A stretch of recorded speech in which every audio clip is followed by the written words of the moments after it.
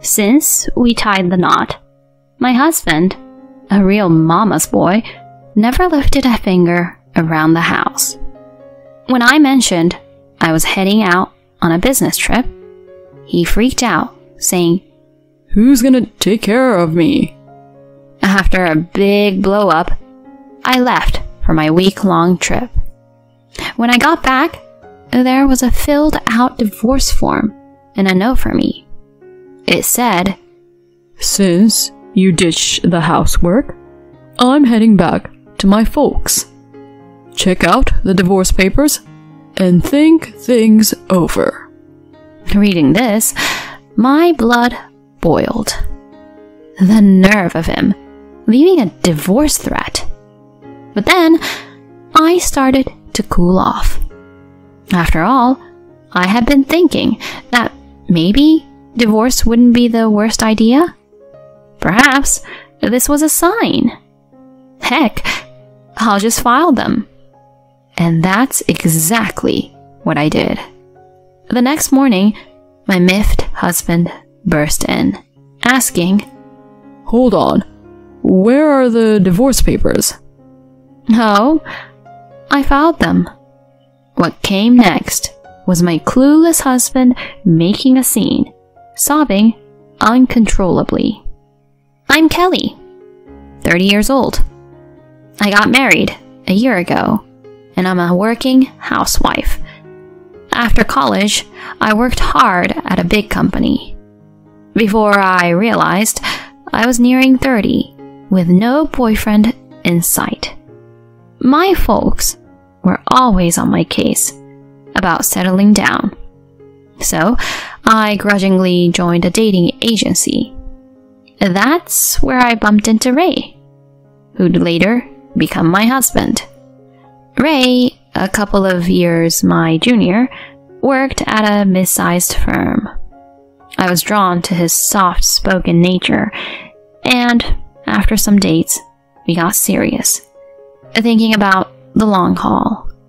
During our dating phase, he was the model boyfriend, always respecting my views. We never butted heads, so when he proposed to me, I joyfully said yes. We were officially engaged. Visiting my folks, they reminded us, "Marriage is for keeps. Kelly, always be there for Ray. Ray, look after Kelly. Okay?" I acknowledged them, and Ray paid close attention. Then, we dropped by Ray's folks. His dad, Drew, greeted me warmly. "I've heard so much about you from my boy. It's great to finally meet you." His mom, Sally, poised yet reserved, questioned, "Ray, is this the one?" "Yup, Mommy. I want to marry her." I was a bit stunned. Did he just call her Mommy? Seriously? I imagined someone younger. Maybe a tad more girly? Even though I was older and had short hair, I was stunned she'd be so blunt. Drew stepped in. "Enough with the comments. I'm sorry, Kelly." Sally held her tongue. Drew pressed on. "We're very happy about your marriage. But just know..." Huh? "Ray's had it pretty easy living here. He might be a handful. Kelly, you sure about this? I've got my doubts." I responded, "I adore Ray's soft side. I know we'll have each other's backs." He gave a nod and told Ray, "Starting a family's a big deal, son. Step up and keep her happy." "All right, Dad." Ray, looking dead serious, nodded. Our meetup with Ray's parents wrapped up, and soon after, we made our marriage official. We had a low-key wedding and began our journey as a married couple. My parents surprised us with a condo. As we settled into marital bliss, it hit me. Ray couldn't do any chores. One day, he set his alarm for 7, but stayed knocked out. I was already doing laundry and making breakfast. No matter how much I tried waking him, he didn't budge. At last, after tossing his covers and giving him a shake, he stirred. Whoa, it's 7:30 already. Why didn't you get me up? I did. Your alarm was blaring too. Now, eat your breakfast. Wiping his eyes, he made his way to the dining table and began griping about the breakfast I made. Hey, Kelly, this egg's too runny. Is that a big deal? I can't eat it unless it's well done. Do it over. He blurted this out while I was in the middle of hanging laundry. Holding back my frustration, I retorted, "Then don't eat." Why would you say that? And this coffee's burning hot. Mommy always got the eggs and coffee spot on. All right. I quickly redid the egg and chilled the coffee a bit. He happily wolfed it down, but without even clearing his plate, made a beeline for the restroom. Wait up. You know you should clean up after yourself. Ugh, I'm short on time. He excused himself, even though he made me remake his breakfast because he overslept. Annoyed, I stopped doing my makeup to tackle the dishes. As I was picking out my outfit, he summoned me. Kelly, over here. What now? I gotta head out too. Help with my tie. I can't knot it. Standing there, with a tie just hanging, he looked helpless. Seriously? You can't even do a tie? What do you do before we married? Mommy always did it. I exhaled, knotted his tie, and somehow we both left the house. That's just how it was. He never pitched in with any housework. It felt like I was juggling everything plus babysitting him. Every time something came up, it was always, Mommy did it this way, or with Mommy it went like that.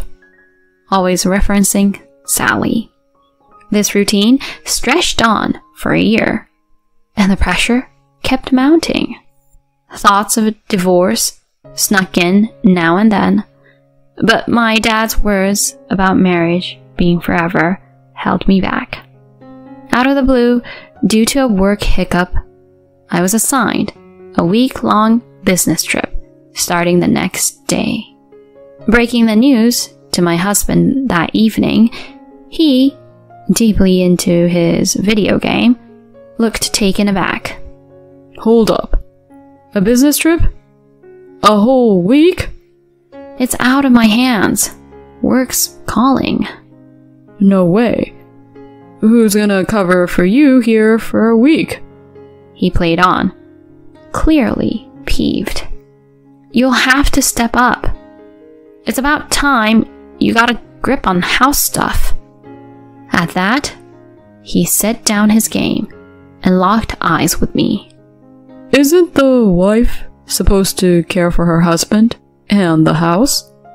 Are you just bailing on that? Seriously? That's such old school thinking. We both have jobs. We should be a team. That's not how I see it. Mommy was always on top of things at home. But she was a stay-at-home mom. And honestly, it's kinda odd to hear an adult man always dropping the mommy card. Pushing back, he reddened. What's your deal? Taking shots at me and my mommy? I'm not, but let's be real. You're a mama's boy. Really? This is how you see me? You think you can talk to me like that? I thought, oops. But I had hit my limit. Face it, you're a mama's boy. You can't get up without help, can't even knot your own tie, and won't lift a finger around the house. And you're constantly stacking me up against your mom. For once, handle your own stuff. Really? You're gonna come at me like that? That's why I was iffy about marrying someone older. Should have sided with mommy and chosen a younger, perkier girl. His words hit a nerve, and our chat spiraled into a major blowout.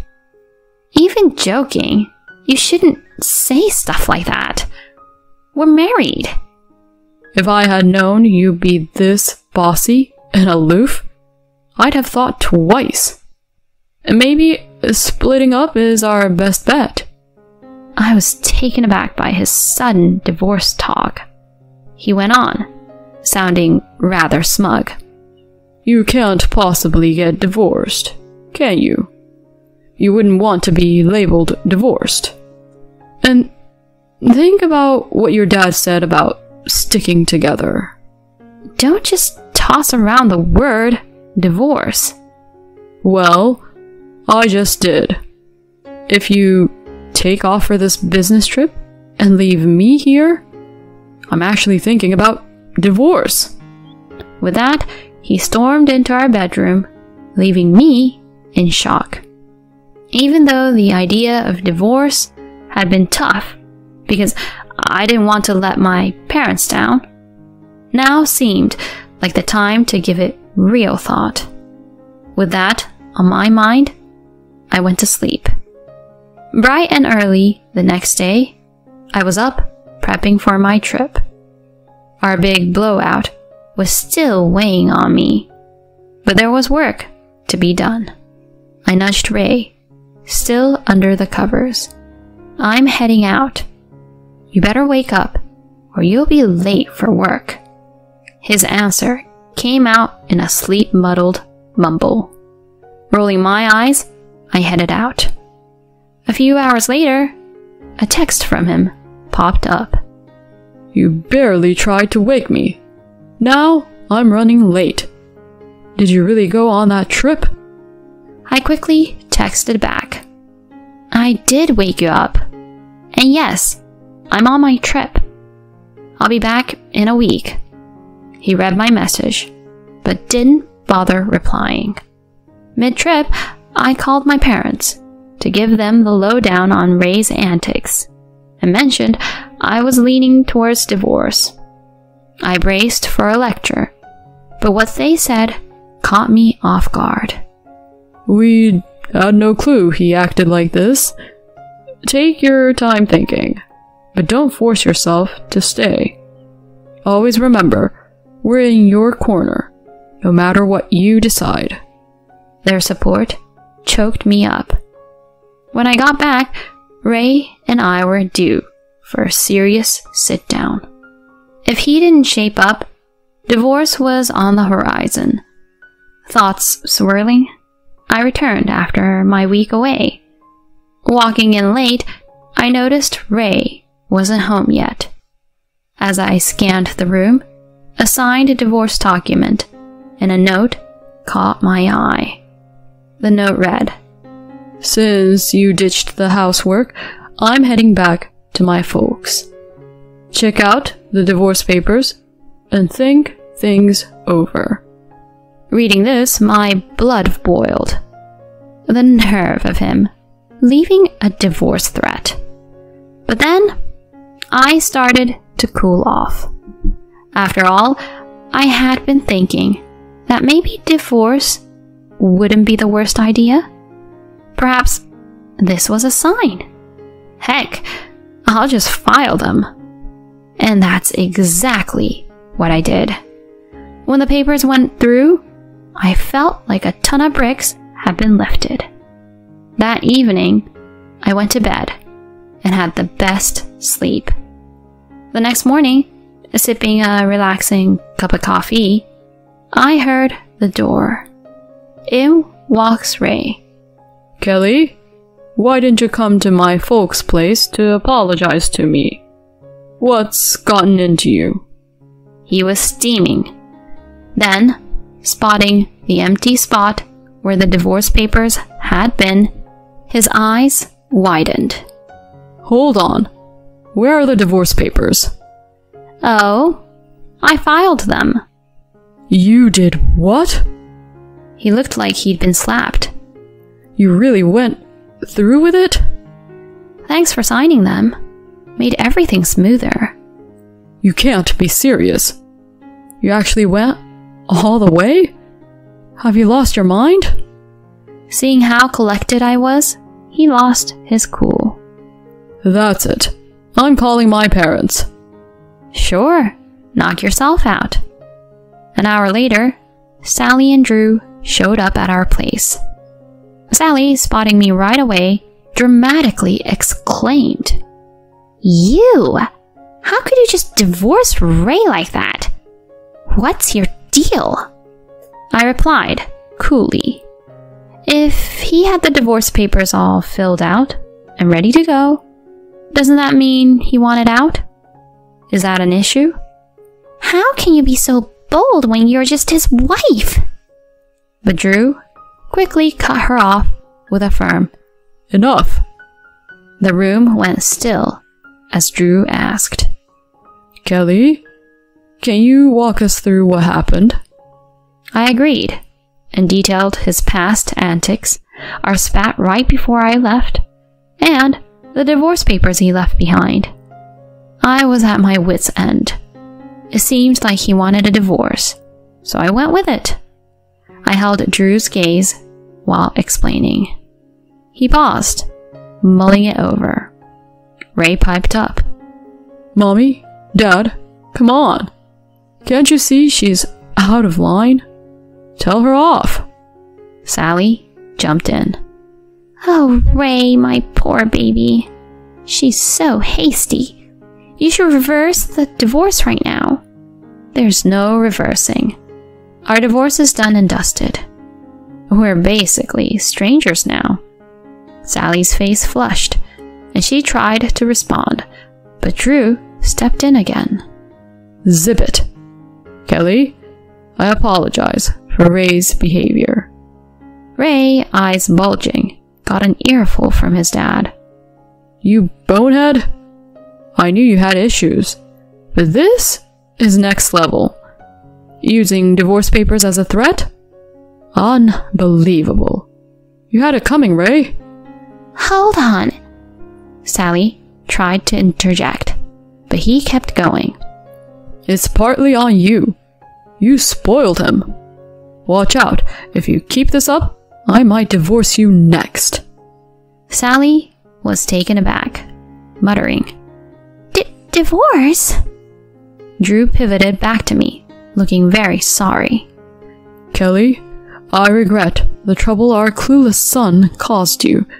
Please, move on and find joy." "Thanks, Drew." With that, Drew took off, practically dragging a whimpering Ray with him.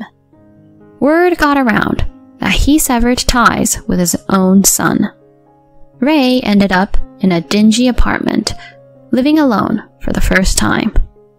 His place was a disaster, and being habitually late got him booted from his job. Sally, always butting into Ray's affairs, was caught by her husband, and they genuinely split. Now, she's living with Ray, hustling in low-end jobs to get by. I don't see a turnaround for them in sight. They are no longer my concern. As for me, I've got a condo to myself, and I'm focused on my career. Without Ray dragging me down, the place feels so much more open, and my job's going better than ever. I'm excited for whatever's next for me.